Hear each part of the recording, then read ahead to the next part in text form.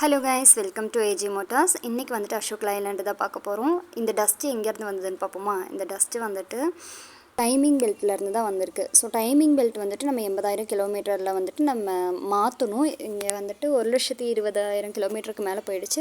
General செக்கப்புக்காக வந்திருந்தாங்க. அப்போது check பண்ணி பார்க்கும்போது தான் தெரியுது இந்த அளவுக்கு ப்ராப்ளம் ஆயிருக்குன்னு சொல்லி.